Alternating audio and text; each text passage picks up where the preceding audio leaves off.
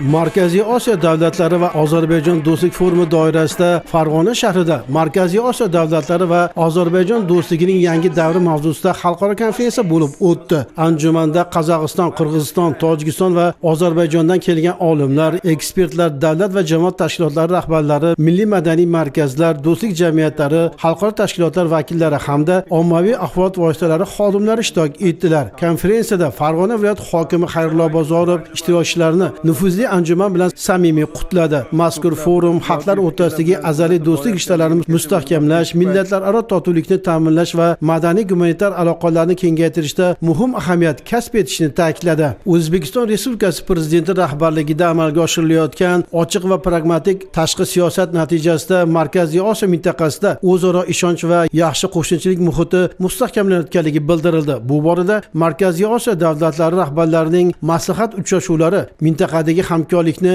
yangi sifat bosqichiga olib chiqishda muhim o'rin tutmoqda. O'zbekiston va Ozarbayjon davlati rahbarlari o'rtasidagi o'zaro ishonch va yaqin muloqot hamkorlikning mustahkam poydevorini tashkil etmoqda.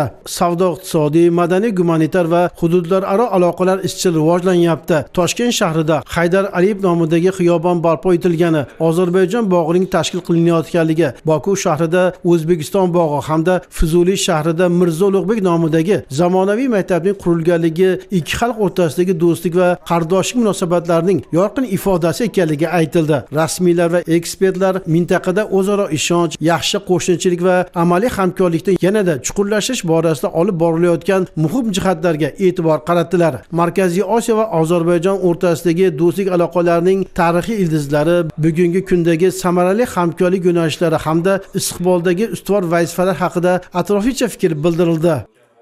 Albatta bizning oxirgi yillardagi O'zbekiston va Qirg'iziston o'rtasidagi ko'p qirrali aloqalarimiz juda ham jadallik bilan rivojlanib bormoqda. Mana o'tgan yil sira hisobladigan bo'lsak, bizning tovar ayirboshlash hajmimiz 1 milliard dollardan oshib ketdi. Va albatta davlatimiz rahbarlari tomonidan bu tovar ayirboshlash hajmini 2 milliard dollarga yetkazish talabi qo'yilgan. Albatta bizning bunga potensiallarimiz ham bor. Albatta bizning bu yo'nalishda albatta ish olib boramiz.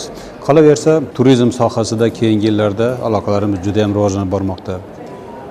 O'tgan yil mana mamlakatimizga 12 milliondan ko'proq xorijlik sayyohlar tashrif buyurgan bo'lsa, shulardan 3 million 100 mingi faqat Qirg'iz Respublikasiga to'g'ri keladi va albatta bu juda ham katta haligi raqamlar.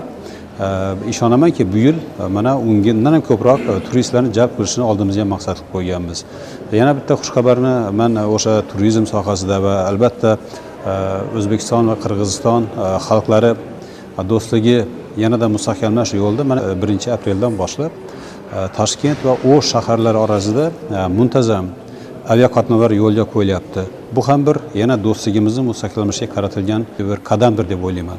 Yana bir bora mana millatlararo munosabatlar qo'mitasiga, Farg'ona viloyati hokimiyatiga o'z minnatdorchiligimni bildiraman.